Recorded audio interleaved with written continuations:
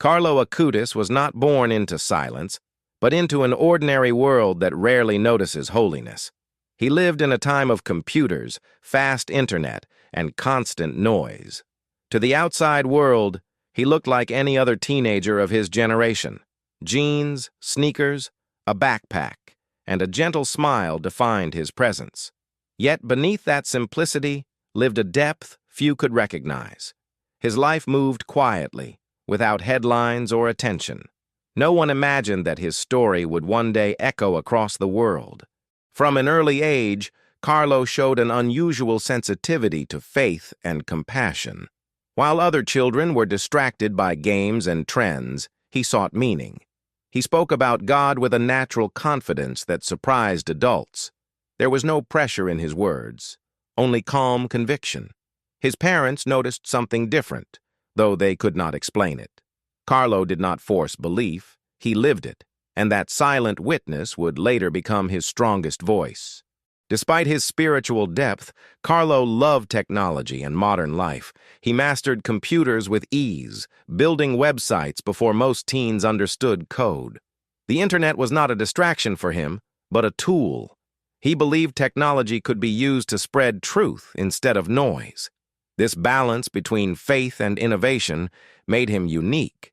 He never rejected the modern world. Instead, he tried to redeem it quietly from within. Those who met Carlo often described an unexpected peace around him. It was not dramatic or overwhelming, but steady and real. He listened more than he spoke, and when he spoke, people felt heard. There was no sense of urgency in his presence, yet there was also no fear even when he spoke about death. To him, life was a journey, not a possession. And every journey, he believed, had a destination beyond this world. Carlo had a special devotion to the Eucharist, calling it his highway to heaven. This was not a phrase meant to impress, but a personal truth. He organized his days around moments of prayer and service. Faith was not separate from his routine. It was the foundation of it. Even friends who did not share his beliefs respected his consistency. There was no contradiction between who he claimed to be and how he lived. That harmony would later raise powerful questions. As Carlo grew older, his awareness of suffering deepened. He noticed pain in others long before it was spoken aloud. The homeless, the sick, and the forgotten drew his attention. He did not see charity as an obligation, but as a response. Small acts of kindness became his daily language. No gesture was too small to matter, and no person was invisible in his eyes. Yet even in this peaceful rhythm, something unseen was approaching. Life rarely announces its turning points in advance. Carlo continued his days unaware of how short they would be. There were no dramatic signs or warnings, only subtle moments that would later feel prophetic. Words spoken casually would gain new meaning. Silence itself would become part of the story. Friends later recalled how calmly Carlo spoke about eternity. He did not fear death, nor did he obsess over it. For him, death was not an end, but a crossing. This perspective puzzled many who heard it. How could someone so young speak with such certainty? There was no sadness in his tone, only trust in something beyond human understanding. Then suddenly his health changed in a way no one expected. What seemed minor at first grew rapidly more serious. Doctors moved quickly, but answers came slowly. The normal rhythm of life was interrupted without warning. Fear entered the room, but Carlo remained composed. Those around him felt the tension grow. Something irreversible was unfolding. This was the moment when silence began to take shape, not the silence of absence, but of anticipation. Words became fewer, glances heavier, time more fragile. Carlo himself seemed aware of what others could not yet accept. He did not protest or resist what was coming. Instead, he prepared inwardly, with remarkable clarity.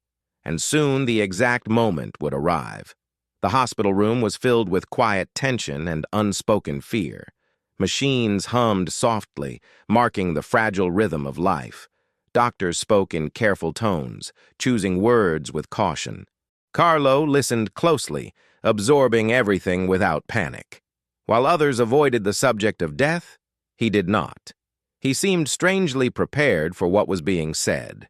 His calm unsettled and comforted everyone at the same time. It was during one of these moments that Carlo spoke words no one expected. He did not ask how long he had left. Instead, he spoke about the moment when everything would change. His voice was steady without hesitation or fear. He described death as if it were already familiar to him. Those in the room fell silent, unsure how to respond. Something profound had just been revealed. Carlo spoke of a precise moment, not as a prediction, but as a certainty. He said that when that moment arrived, there would be no pain. There would be no confusion or darkness. Only peace, deeper than anything he had known before. His words were not dramatic or emotional. They were simple, almost factual. That simplicity made them impossible to ignore. His mother later recalled feeling both comforted and shaken. How could her son speak of death with such clarity? There was no despair in his eyes, only trust in something beyond the visible world. He did not speak as someone giving up. He spoke as someone preparing to arrive. That distinction changed everything. Carlo explained that life was like a test, not a punishment. Each moment, he said, was an opportunity to choose love. Suffering, though painful, was never meaningless. He believed every trial had a purpose beyond understanding. Death, in his view, was not failure. It was completion, and he spoke of it without regret. The room remained silent after he finished speaking. No one rushed to fill the space with words. Even the doctors seemed affected by what they heard. Time felt suspended, as if the air itself was listening. Carlo closed his eyes briefly, as if in prayer. When he opened them, his expression had not changed. Peace still rested on his face. From that moment on, everything felt different. Conversations became more intentional and gentle. Every minute carried a new weight. Family members noticed how present Carlo was. He listened carefully, as if each voice mattered deeply. There was no trace of fear in his behavior, only gratitude for each remaining moment. Carlo began to speak less and observe more. When he did speak, his words were deliberate. He thanked nurses and doctors repeatedly. Even in weakness, he thought of others first. Pain did not harden him. It softened him further, and that softness filled the room. Visitors later said there was something sacred in that space, not because of miracles, but because of honesty. Nothing was hidden or denied. Death was present, but so was meaning. Carlo never asked why this was happening to him. He accepted it without bitterness. That acceptance left a lasting impression. As the days passed, silence became more frequent. Not an empty silence, but a reverent one. Words felt unnecessary in his presence. Everyone sensed that something extraordinary was unfolding. The exact moment he spoke of felt closer each day. No one knew when it would arrive, but all felt its approach. As Carlo's condition worsened, the hospital grew quieter around him. Movements became slower and voices dropped to whispers. Every sound seemed amplified in the stillness. Time no longer moved normally for those beside his bed. Each second felt heavy with meaning. Carlo remained calm, even as his strength faded. His presence continued to anchor everyone in the room. Doctors confirmed that the illness was advancing rapidly. There were no more effective treatments to try. The news settled into the room without resistance from Carlo. He nodded gently, acknowledging what was already clear to him. There was no visible fear in his response, only acceptance shaped by faith. That acceptance challenged everyone watching. Carlo's breathing grew shallow, yet his mind stayed focused. He asked for moments of silence rather than conversation. Those moments felt intentional, almost sacred. It was as if he were listening to something unseen. No one dared to interrupt. The room seemed to hold its breath with him. Something beyond words was happening. At one point, Carlo opened his eyes and spoke again. He reminded his family that death was not a loss. He said that the soul does not disappear. It simply changes its place of existence. His tone was gentle, not instructive. He was not teaching, only sharing. Those words stayed suspended in the air. His mother held his hand, feeling its growing weakness. Tears fell silently without sobbing. Carlo noticed and squeezed her hand softly. He told her not to be afraid. He said he would be happier than ever. These words were not meant to comfort himself. They were meant to comfort her. Nurses entering the room sensed something unusual. They spoke of a peace they could not explain. Some paused longer than necessary by his bed. Others later admitted they felt changed by the encounter. Carlo did not preach or persuade. He simply existed in trust. That trust was powerful. The exact moment he had spoken about seemed close. There were no clocks loud enough to measure it. Time felt irrelevant in that space.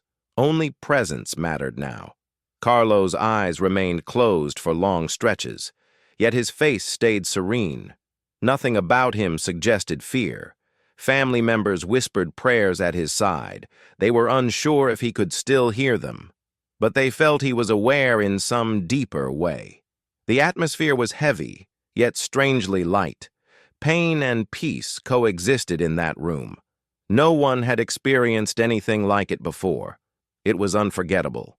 Carlo's breathing slowed further, becoming almost imperceptible. Each breath felt like a gift and a goodbye. The silence between them stretched longer. No one dared to interrupt that rhythm. All eyes remained fixed on him. Every heart beat in unison with his. The moment was arriving. Then, without warning, everything became still. There was no dramatic sound or movement, only a sudden, profound quiet. The exact moment had come and passed. Carlo's face remained peaceful. No fear, no struggle, no pain.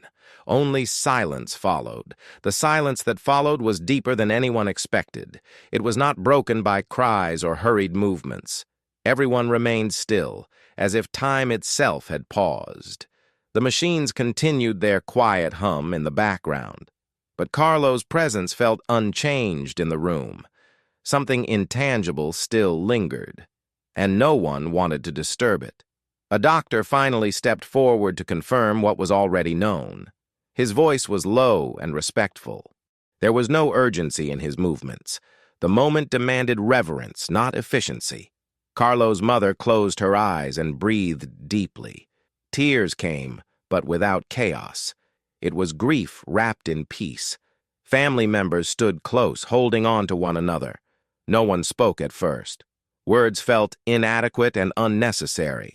The silence itself seemed to communicate something sacred. It was heavy, but not crushing. Pain was present, but despair was absent.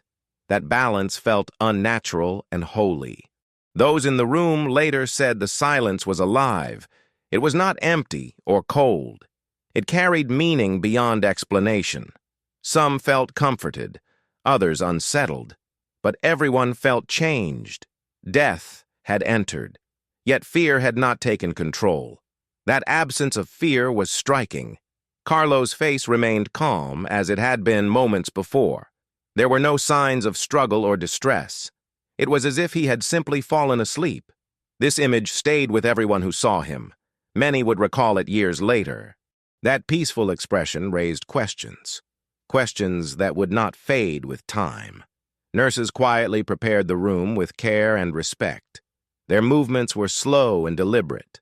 Some paused, visibly emotional.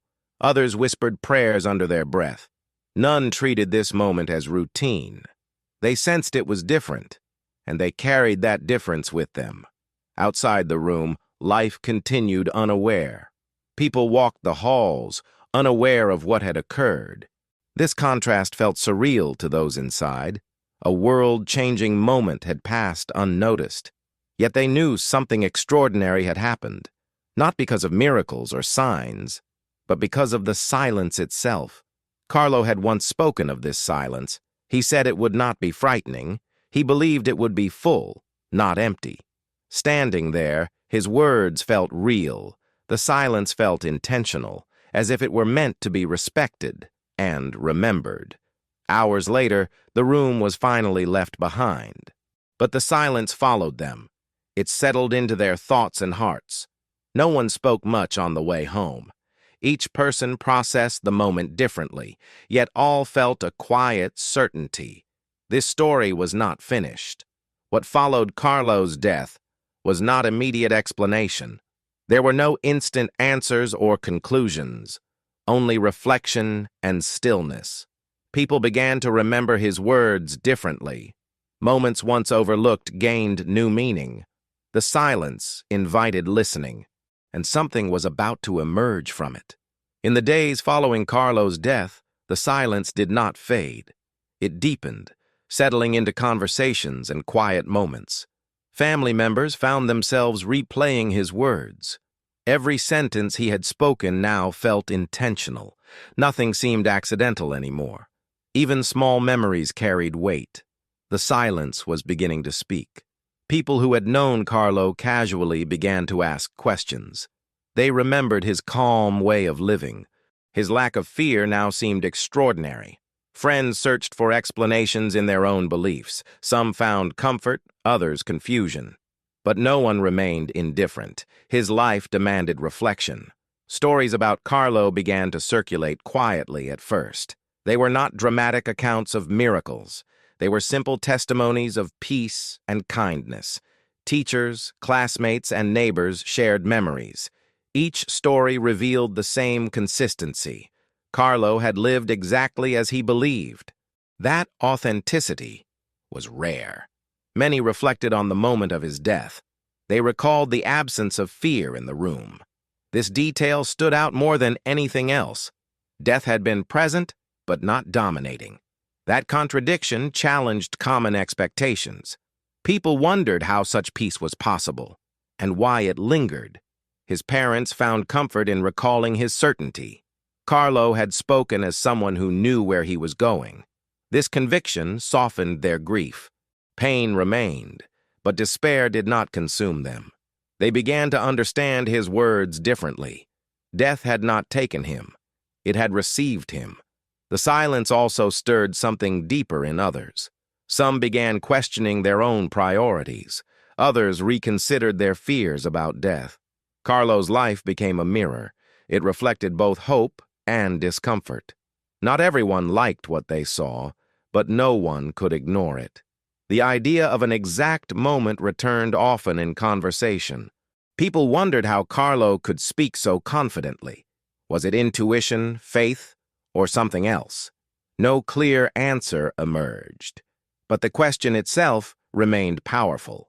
It challenged the randomness people assumed, and suggested purpose instead. His devotion to ordinary goodness gained new meaning. Small acts now felt monumental. Kindness no longer seemed insignificant. Carlo's life suggested that holiness was accessible, not reserved for extraordinary circumstances, but available in daily choices. That realization resonated deeply. Over time, people began to share his story beyond their circles, not to glorify death, but to understand life. His calm acceptance became a reference point. Parents spoke of him to their children. Teachers mentioned him in classrooms. The silence expanded into dialogue, and the dialogue carried weight. Something had undeniably shifted after his passing, not through spectacle or noise, but through quiet transformation. Carlo's death did not end his influence. It clarified it. The silence had done its work, and one final part remained to be told. As time passed, Carlo's story reached far beyond those who knew him. People who never met him felt drawn to his calm certainty. His words about death continued to echo, not as something dark, but as something meaningful. The silence he left behind felt intentional, as if it carried a message, one that asked to be understood. Many reflected on how rarely silence is respected today. Noise often fills the spaces where meaning could grow. Carlo's life challenged that habit. He showed that silence can reveal truth, not through fear, but through peace. His death did not shout. It whispered. The exact moment he spoke of was no longer just about time. It became a symbol of readiness, a moment when fear loses its power and trust takes its place. Carlo had lived prepared. That preparation changed everything, even the way others viewed death. People began to understand that Carlo's life was the real message. His death only revealed what had always been there: consistency, humility, and quiet courage. He did not seek recognition, yet recognition followed naturally, not because he tried to be remembered, but because he lived truthfully. The silence after his death was not an ending. It was an invitation to reflect, to listen, and to choose differently. Carlo's story asked difficult questions about purpose, fear, and eternity. Questions that had no simple answers, but demanded honesty. For many, Carlo became a reference point, not as a distant figure, but as someone relatable, a young person navigating the same modern world, yet anchored in something deeper. His example proved that faith and modern life could coexist, that holiness was not outdated, and peace was possible. The silence he left behind continues to speak today, in moments of loss and uncertainty, in hospital rooms and quiet nights, where fear often takes control. Carlo's story offers another possibility, one where trust replaces panic, and meaning replaces emptiness. His exact moment of death was never about predicting the future. It was about understanding how to live, prepared, present, and unafraid. Carlo did not control the moment. He accepted it. That acceptance transformed it and left a lasting legacy. In the end, what followed was not just silence. It was reflection. It was transformation. It was a question left hanging in the air. How would we face our own moment? With fear or with trust? The silence waits for an answer. Carlo Acutis did not reveal the moment to frighten us. He revealed it to remind us. Life is fragile, but meaningful. Death is certain, but not empty. Silence is not absence. Sometimes it is presence, and sometimes it is the message itself.